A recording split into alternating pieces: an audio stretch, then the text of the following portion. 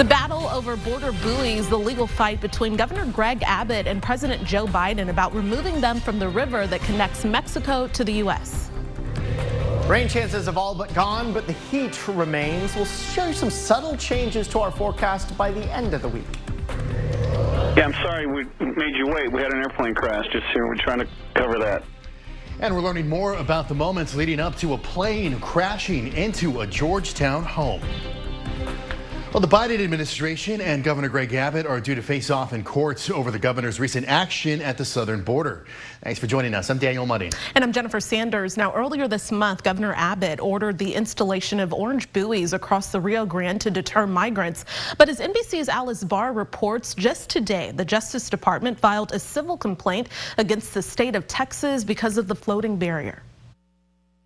Escalating tensions at the U.S.-Mexico border as Texas Governor Greg Abbott doubles down on this 1,000-foot buoy wall in the Rio Grande River in response to a 2 o'clock deadline today to commit to remove the buoys or face a Justice Department lawsuit. The governor writing, quote, "Mr. President, Texas will see you in court."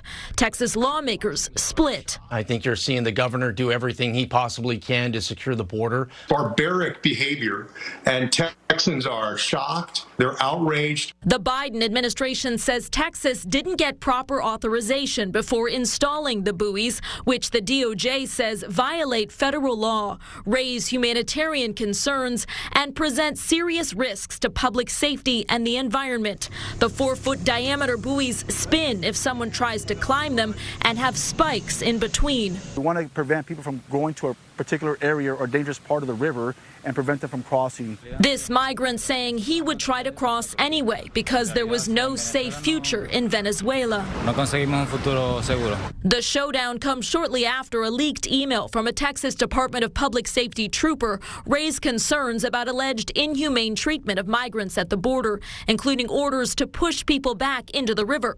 Activists calling it all persistent efforts to dehumanize migrants, to paint them, children, infants, mothers, families who are looking to seek asylum and exercise their fundamental right as invaders. Governor Abbott has invested $4 billion into a comprehensive approach to counter migration known as Operation Lone Star. In Washington, Alice Barr, NBC News. And efforts to help build bridges, literally and figuratively, are now underway. A bipartisan group of senators from here in Texas are hoping to help out trade between Texas and Mexico through bridges. At a news conference today in Laredo, U.S. Senator Ted Cruz announced that efforts to expedite 4 new bridge projects connecting the U.S. and Mexico are currently in the works. Cruz said that helping trade helps Texas. The jobs in South Texas are driven powerfully by the trade and commerce that goes back and forth across this bridge and across the other bridges along the Rio Grande. And alongside these new bridges, the World Trade Bridge in Laredo would also be getting some extra lanes to help with trade and traffic. Well, the end of July is nearing, and more than half of the days have been 100+ degrees. 17 of them have been triple digits, tying as the 8th longest triple-digit streak ever recorded in the city. And you can track our extreme weather data from hot to cold under this story right now on KXAN.com. And Nick, it seems like there are no 100-degree days or less in sight for us. It's a shame, and we don't really see an end to the triple digits, at least on our 7-day and possibly beyond. So we'll keep tracking and counting them while we have them, right? This is how it looks outside our KXAN studios here, where we are still in the triple digits at 103 right now, coming down from a high of 105. You can see most areas still in the triple digits, aside from our eastern counties where we still have some upper 90s. And on clouds and radar, we've stayed dry. There's been some showers and storms nearby, but not that close. And really, they've stayed away. Hey, maybe you're heading to the Moody Center tonight for the Alicia Keys concert. That's at 7:30. Nice Monday night concert. Triple digits as you're walking over there at 7, 94 at 9, and as things wrap up later on in the night, we drop down into the 80s. Coming up in first warning weather, it'll be hot, but not as hot. We'll show you why an inverted trough later in the week could change things up a little bit, and we'll also give you a preview in the first week of August. All right, Nick, thank you. Right now, a crashed plane is still sticking out of a Georgetown duplex, waiting to be removed after a weekend crash. KXAN's Nabil Ramadna joins us live from the house, which no one was living in, right, Nabil? Well, people living here are used to the sound of planes going overhead as the Georgetown Executive Airport is just a few blocks from here. But what they're not used to is this, a plane into a duplex here. This Georgetown neighborhood has been filled with cars coming and going all afternoon to see this sight. As planes flew overhead Monday, cars kept stopping by Northwood Drive in Georgetown to see the wreckage from Sunday's plane crash. Yeah, this is the talk of Georgetown. The plane had recently left Gillespie County with 3 people on board when it crashed into the duplex. Everyone survived. Randy Rogers lives down the street from the crash and the Georgetown Executive Airport. He's used to it being noisy, but not like this. That plane is tore up, and those people made it out. I'm glad they did. According to officials, the plane experienced engine trouble before crashing into the duplex. The audio recording obtained by KXAN gives a glimpse into the final seconds before the plane went down. Are you going to make the runway? 65, are you going to make the runway? Okay, we believe we lost the Bonanza off the approach end of 36. 32 Golf, go around. The airport's closed until we find this guy. Air traffic control also notified other planes about the crash. And we're closed now. We got an aircraft possibly crashed in the south of the airport. I've been in Georgetown now for approximately 10 years. This is the first crash that we had actually impact into a building itself. John Sullivan with Georgetown Fire says in these situations, they always prepare for the worst. I can say 2 words came to mind, thank God. That's what it was. And I've heard that from several others that, this is really a kind of a miracle that the people were able to walk away. Now, the Georgetown Fire Department does tell us they have plans to remove the plane from the home, but that will happen after the investigation concludes. Again, certainly something you don't see every day here. The good news is, though, all 3 people inside did walk away. Back to you. All right, Nabil Ramonda there for us in Georgetown. While this crash is still under investigation, we spoke with an aviation expert about what happened. Digging a little deeper now, Mike Slack, a private pilot and partner with the personal injury law firm Slack Davis Sanger, says investigators will look into how much fuel the plane had and when it filled up last. We heard from officials in the Hill Country who said the 3 in the plane stopped at the Gillespie County Airport for lunch and left without getting gas. He adds when it comes to emergency situations, where you are when something like this happens can really change what options you have. If he has adequate altitude, then he has an opportunity to either correct the situation, try to restore power to the engine, or to prepare the airplane for an emergency landing or possibly an impact. So I don't know where in that, a pilot at 5,000 feet has different options than a pilot at 500 feet, right? When you're that low, usually it's braced for impact. Well, straight ahead, new developments out of the Korean Peninsula. The discussion's now happening after an American soldier ran over the border into North Korea. And the summer of strikes, how a possible strike with a major shipping company could impact the supply chain. And with 2 eclipses visible in Texas in the next year, time is running out to prepare. Why experts say you might want to get your viewing glasses right now. The United Nations says it is in talks with North Korea over the American soldier who ran into the country last week. The deputy commander of United Nations Command says a dialogue regarding the runaway soldier was happening through a mechanism set up following the armistice between North and South Korea. U.S. officials are disputing that characterization, though. Officials also say since an initial message about the incident, there has been no new communication between the UN command and North Korean forces. Carly Russell, the Alabama woman who went missing after claiming to see a toddler on the side of the highway, admitted to police she did not see the toddler and lied about being kidnapped. In a statement from her attorney, the 25-year-old nursing student says she was not abducted, as the nation was led to believe when she disappeared back on July 13th. Now, Russell adds she had not left the Hoover area and she apologizes for her actions. The police department is now consulting with the district attorney's office regarding potential criminal charges. For the 13th time just this month alone at Austin's Camp Mabry, we've tied or broken a daytime high or record warm low. 105 was the previous record on several different years on this day, and today we got to 105 as well. These numbers not quite as hot for the week ahead, but still hot. We'll show you the changes in first warning weather. It has been a summer of strikes by various unions across the country, whether it's actors, writers, airlines, or now even part-time UPS employees.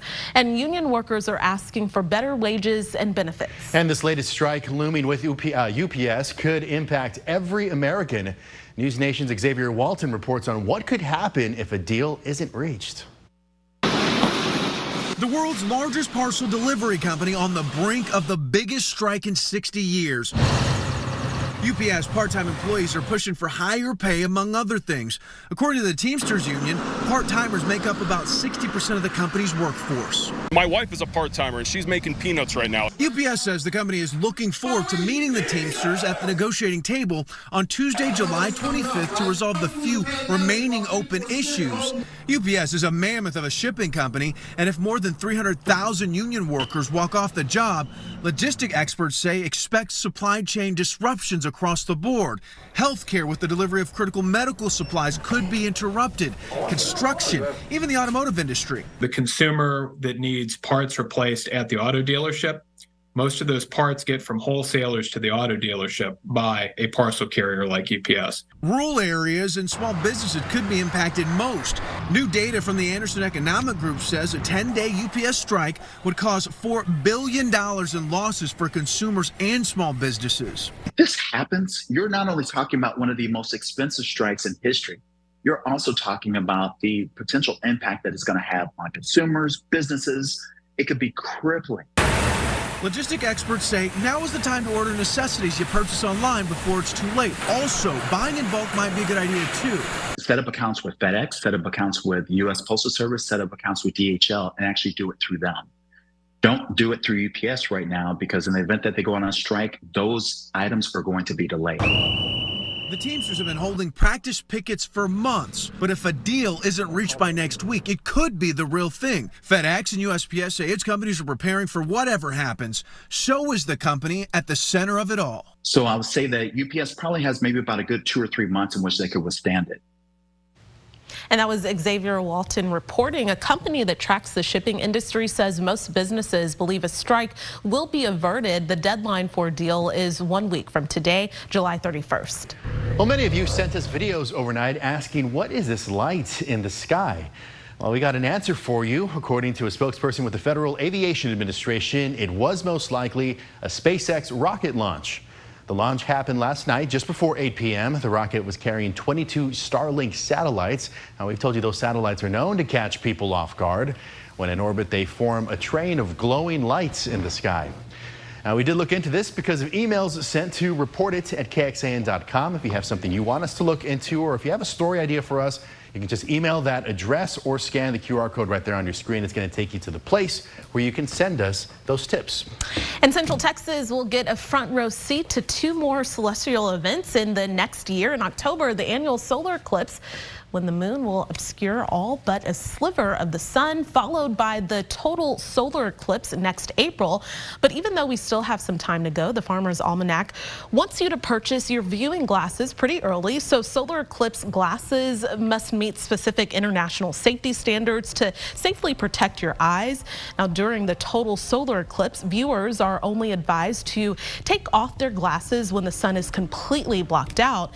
Using a camera, binoculars, or a telescope to look at the eclipse can cause some serious eye damage. So right now over on KXAN.com, we've got a list of where to find those legitimate solar eclipse glasses. And one of the eclipses is happening on a special day for Nick Van, and you're not going to forget that. Yeah, the April eclipse is actually happening on my birthday, so I might ask for eclipse glasses on my birthday. So that way someone else is worrying about having to find them. Let's take it outside on what was another hot day here in Central Texas, actually record-tying heat today. As you can see from our Lorenz 360 cam from Westlake Hills, though, not a lot of clouds today. We had some puffy scattered ones, but not the type that could bring us any rain here today. In fact, the rain largely stayed well to the east and southeast of us, still happening well to our south now as well. Not expecting really any decent chance of any of these showers getting to Central Texas here anytime soon. Really, Fayette County has the only chance of rain here today and tomorrow, but we'd say that that's, say, less than 10%, even less than 5%. See our computer models getting a little too excited, I think, about Fayette County getting some rain here tonight. Generally, it's just a dry, very warm evening. Then we take it into your Tuesday morning. Starts with a lot of sunshine, maybe some patches of low clouds in our eastern counties, but all in all, it's almost a repeat tomorrow of what we had here today, with another very minimal rain chance only in Fayette County here tomorrow, but more of the same type of heat. So we'll go with a low of 78 tonight, just a few clouds around. Another warm night, of course, actually a little warmer than it was last night when we were down to a cooler 75. Here's the rest of your day tomorrow. Any patches of clouds give way to a lot of sun the majority of the day. 93 by noon. We head for a high of 104 tomorrow afternoon, and just a few puffy clouds come in later in the day tomorrow. Big picture, high pressure that moved a little farther west and weakened a little bit over the weekend that allowed the showers and storms to form in some spots Saturday and Sunday. Well, it started to strengthen again, reducing our rain chances today and really taking away rain chances for the majority of the next several days. This is through Wednesday. It strengthens and then almost stays put. But by the end of the week and into next weekend, we're watching something that may form an inverted trough. Typically, a trough goes like this, but an inverted trough goes the other direction. And this may bring us more moisture, more humidity, and even a low chance for some spotty showers and sea breeze thunderstorms late in the week and into next weekend. Now, for right now, the chances are too low to include measurable rainfall chances, but it's something to keep in mind just in case the confidence of that trough goes up. Then we would be able to add rain chances. You're seeing a lot of the same number here. This was not intentional until I was getting through putting the numbers together for the forecast. I'm forecasting 104 every single day for the next 7 days. I don't know about the records of 104s in a row, but it's probably going to be up there. Humidity-wise, we see the same type of trend. Higher dew points in the morning. They drop during the afternoons, and then they go back up in nighttime. But you'll see a general trend with more humidity as we head toward next weekend, and that could be a result of that inverted trough. In general, though, a lot of sunshine, not a lot of temperature relief coming anytime soon. You can see those extra clouds starting early Saturday morning, but especially Sunday and Monday, more of a sun cloud mix coming with some of that extra humidity. Still no rain in sight. And unfortunately, the extended rainfall outlook that originally showed wetter than normal weather into the beginning of August has now gone back to near normal, which is still wetter than we've been.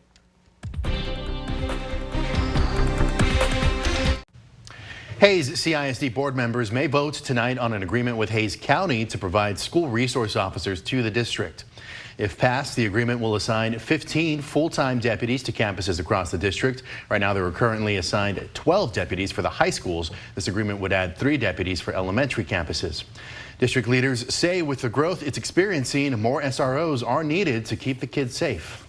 A city worker in Seguin is being held a hero for saving a kitten from the water. Seguin Animal Services posted on its Facebook page that field supervisor Brendan Moore swam into the Guadalupe River below one of the I-10 bridges to help save a small black kitten. Now, they say it was stuck on a log near the boat ramp, and these pictures show Moore getting into the water in his uniform and then swimming back to the river's edge while holding the cat above the water. The kitten was then wrapped in a white blanket to dry off, and of course, don't worry, because that cat is now safe and sound in the care of Seguin Animal Services. Well, tonight on KXAN, it's American Ninja Warrior at 7, then The Wall at 8, followed by The Weakest Link at 9, right before KXAN News at 10 o'clock. Or as always, you can join us an hour earlier for KXAN News at 9 on the CW Austin. Here is where to find that channel.